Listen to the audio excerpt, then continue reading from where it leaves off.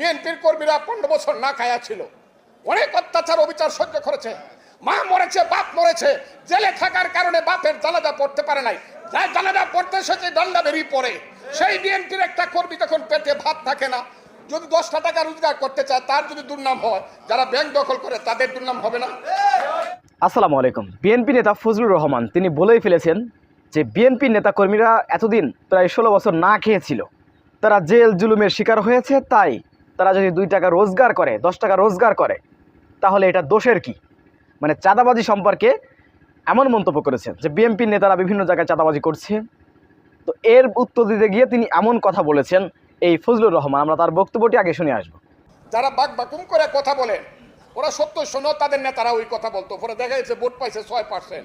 আমি চ্যালেঞ্জ করলাম, যারা বড় বড় কথা বলেন, ইসলামের নাম নিয়ে, ধর্মের নাম নিয়ে যারা মানুষকে বিভ্রান্ত করেছেন 70 সনে, 71 সনে, এখনো যারা করতে চান, তারা বাংলাদেশে যদি 10%-এর বেশি ভোট পান, ভোটের পরে ফজলুর রহমানের সাথে দেখা করে। বড় বড় কথা বলেন, 20টা সিট একা একা পায়ে দেখেন তো দেখি। 3বার একা ইলেকশন করছেন, একবার একটা, একবার 3টা। এই তো শক্তি। হ্যাঁ, বিএনপির নামে দুর্নাম করাতে পারবেন। বিএনপি খুব লুটপাট করতেছে, বিএনপি এই দেশ শেষ করতেছে চাঁদাবাজি করে। বিএনপির কর্মীরা খুব খারাপ বলে বলে সারা দিন ইউটিউবে মানুষকে বিভ্রান্ত করতেছেন। আমি অস্বীকার করি না, বিএনপির কর্মীরা 15 বছর না খায়া ছিল, অনেক অত্যাচার অবিচার সহ্য করেছে, মা মরেছে, বাপ মরেছে, জেলে থাকার কারণে বাপের জানাজা পড়তে পারে নাই, যার জানাজা পড়তে এসেছে ডান্ডা বেরিয়ে পড়ে। সেই বিএনপির একটা কর্মী তখন পেটে ভাত থাকে না, যদি 10টা টাকা রোজগার করতে চায় তার যদি দুর্নাম হয়, যারা ব্যাংক দখল করে তাদের দুর্নাম হবে না? যারা বলেন বিএনপি খুব অত্যাচার করতেছে, কই? তো আপনারা শুনতে পেলেন, বিএনপি নেতা ফজলুর রহমান স্পষ্ট করে বলছেন যে বিএনপির নেতারা এই দীর্ঘ 16 বছর তারা না খেয়েছিল, মামলা মোকদ্দমা বিভিন্নভাবে জুলুম নির্যাতনের শিকার হয়েছে, তাই 10 টাকা রোজগার করলে তারা চাঁদাবাজি হয়ে যাচ্ছে। তো আপনারা শুনলেন। তো এরকম একটি কথা আওয়ামী লীগের আমলে আওয়ামী লীগের এক নেতা বলেছিল যে এদেশে লুট করার, ডাকাতি করার একমাত্র অধিকার আছে আমার সরকারের, আওয়ামী লীগ সরকারের, কারণ আওয়ামী লীগ এদেশকে স্বাধীন করেছে। মানে যত শোষণ করার সব ক্ষমতা আওয়ামী লীগ সরকারে আছে, কারণ আওয়ামী লীগ সরকার এদের স্বাধীন করেছিল, এমনটা বলেছিলেন। আমরা একটু শুনে আসবো। এদের শোষণ করার, এদেশের ডাকাতি করার যত রকম ক্ষমতা আছে সব আমার সরকারের আছে, আমার নেত্রীর আছে। আমরা দেশকে স্বাধীন করেছি, আমরা যদি লুটে খাই তাও আমরা খাবো, আমরা যদি দেশের উন্নয়ন করি আমরা করব, আর কারো অধিকার নেই। জয় বাংলা, জয় বঙ্গবন্ধু। তো বক্তব্যগুলো আমরা কিছুটা মিল পাচ্ছি। আমি বিএনপি নেতা ফজলুর রহমানকে বলতে চাই, এদেশে সবথেকে বড় মাজলুম নির্যাতিত দল জামাত। বাংলাদেশের জনগণের কাছে প্রশ্ন করলে তারা বলবে বাংলাদেশের সবথেকে মাজলুম নির্যাতিত নিষ্পেষিত দল হচ্ছে জামাত ইসলামী। আপনারাই বলেন জামাত ছোট্ট একটি দল, 3টা 4টা 5টা আসন পাবে। তো সেই ছোট্ট দলের উপর শীর্ষ 11 জন নেতাকে হত্যা করা হয়েছে, 5 জন নেতাকে ফাঁসি দিয়ে হত্যা করা হয়েছে। আপনাদের কয়জন নেতাকে ফাঁসি দিয়ে হত্যা করা হয়েছে? জামাত ইসলামের নেতাকর্মীদেরকে, শিবিরের নেতাকর্মীদেরকে কিভাবে নির্যাতন নিপীড়ন করা হয়েছে এগুলো এদেশের মানুষ জানে। অতএব সেই জামাত শিবির চাঁদাবাজি করেছে 2 টাকার, এরকম কোনো প্রমাণ কেউ দিতে পারবে না। যদি দিতে পারেন যে জামাত শিবির কোথাও চাঁদাবাজি করেছে, যদি প্রমাণ সহ দিতে পারেন, আপনাকে আমি পুরস্কৃত করব। যাই হোক, এবার আসি বিএনপির এই নেতা ফজলুর রহমান। তিনি আরেকটি অভিযোগ করেছেন এই মাজলুম সংগঠনের বিরুদ্ধে। তারা নাকি ব্যাংক দখল করেছে। কোন ব্যাংক? ইসলামী ব্যাংক। আর কোনো ব্যাংক কিন্তু দখল করেনি, ইসলামী ব্যাংক দখল করেছে। তাদের নেতারা বলে থাকেন যে জামাত ইসলামী ব্যাংক দখল করেছে। আসুন দেখা যাক ইসলামী ব্যাংক এটা কাদের ব্যাংক। আপনারা গুগলে সার্চ দিন, যে ইসলামী ব্যাংকের মালিক কে ছিলেন, একটু আপনারা সার্চ দিবেন, সেখানে দেখবেন বিশিষ্ট রাজনীতিবিদ মীর কাশেম আলী। এই মীর কাশেম আলী কে?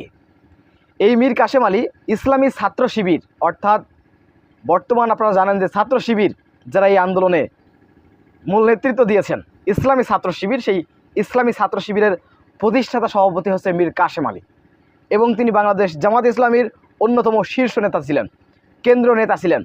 এটা হচ্ছে মীর কাশেম আলী। তো যেই জামাত ইসলামী ব্যাংকে মানে মালিক, তারা প্রতিষ্ঠা করলো, আওয়ামী লীগ এই 15-16 বছর তাদের কাছ থেকে ছিনিয়ে নিয়ে শোষণ করেছে, ইসলামী ব্যাংকে ধ্বংস করে দিয়েছে। যখন হাসিনার পতন হলো, ইসলামী ব্যাংক যখন জামাত ইসলাম তাদের বাড়িতে গিয়ে উঠলো, অর্থাৎ নিজ বাড়ি, এটা তাদের প্রতিষ্ঠাতা করা, তারা মালিক ইসলামী ব্যাংকের, সে মালিক যখন তার বাড়িতে গিয়ে উঠলো তখন বলা হচ্ছে যে এটা দখল করা হচ্ছে। পৃথিবীতে এত বড় মিথ্যাচার কোন মানুষগুলো করতে পারে? আল্লাহ তাআলা এদের বিচার করবেন, আমি মনে করি আল্লাহ তাআলা এর বিচার করবেন। যারা এত বড় মিথ্যাচার করে, আপনারা গুগলে সার্চ দেন, যে কেউ গুগলে সার্চ দেন যে ইসলামী ব্যাংকের মালিক কে ছিলেন, আপনারা সার্চ দেন, সেখানে উঠে আসবে মীর কাসেম আলী। তো আপনি যারা যারা মাজলুম, তাদের বাড়ি থেকে তাড়িয়ে দিয়ে বাড়ি দখল করেছে, এখন যে দখলবাজরা যখন পতন হয়েছে, দখলবাজদের নিজ বাড়িতে যখন উঠেছি তখন আমাকে বলছে আমি দখল করেছি বাড়ি। এর থেকে হাস্যকর, এর থেকে নির্লজ্জ আর কিছু হতে পারে না। তো বিএনপির নেতারা জামাতের বিরুদ্ধে উঠে পেলে লাগাম ছাড়া মিথ্যাচার করে যাচ্ছে, যে কোনো মূল্যে আওয়ামী লীগের মতন ট্যাগ ব্যবহার করে জামাত শিবিরকে নিঃশেষ করে দেওয়ার পায়তারা করছে। কিন্তু তারা যারা কি বলবো, বোকার স্বর্গে বসবাস করে, কখনো সত্যকে মিথ্যা দিয়ে চাপিয়ে রাখা যায় না। আওয়ামী লীগ 16 বছর চেষ্টা করেছে, পারেনি। অতএব নতুন করে কেউ যদি এমন কার্যক্রম করতে আসে, তারাও ইতিহাসের পাতায় ইতিহাসের আস্থা করে নিক্ষিপ্ত হবে। এই যে অবস্থা আমরা দেখে সহ্য করতে পারি না, কারণ আমরা জানি সারা জীবন শুনে আসছি ইসলামী ব্যাংক, জামাত ইসলামের ব্যাংক, জামাত ইসলামের ব্যাংক। এখন জামাত ইসলামী তাদের ব্যাংক, এমনকি বিএনপি নিয়ে বহু নেতারা তখন বলেছে, প্রতিবাদ জানিয়েছে জামাত ইসলামের প্রতিষ্ঠিত করা ইসলামী ব্যাংক তারা দখল করে নিয়েছে। এখন তারা পাল্টি মারতেছে, যে কোনো মূল্যে মিথ্যাচার করে হোক, যেভাবে হোক, জুলুম করে হোক, তারা জামাত ইসলামকে দমিয়ে রাখতে চায়। এই যে কথাগুলো আপনারা বলতেছেন, বিএনপির একজন শীর্ষ নেতা হয়ে ফজলুর রহমান তিনি যে থিওরি দিলেন চাঁদাবাজদের বৈধ করার জন্য, তিনি যে থিওরি দিলেন যে 16 বছর তারা না খেয়ে রয়েছে, তারা নির্যাতন নিপীড়ন হাত করার পরে তারা মায়ের জানাজা পড়েছে, এত বড় নির্যাতন নিপীড়নের শিকার হয়েছে, তারা এখন 10 টাকা রোজগার করতে চাইলে তারা চাঁদাবাজ হয়ে যাচ্ছে। এই যে কথাগুলো হাস্যকর কথা, এর থেকে হাস্যকর কথা আর হতে পারে না। তো সুপ্রিয় দর্শক, বিষয়গুলো আপনারা কীভাবে দেখছেন অবশ্যই আপনাদের মূল্যবান মন্তব্য কমেন্ট বক্সে জানাবেন। সবসময় সত্য নির্ভেজাল তথ্য পেতে স্বাধীন Bangla TV YouTube channel subscribe করে আমাদের সাথে থাকুন। আসসালামু আলাইকুম রহমতুল্লাহি ওয়া বারাকাতুহু।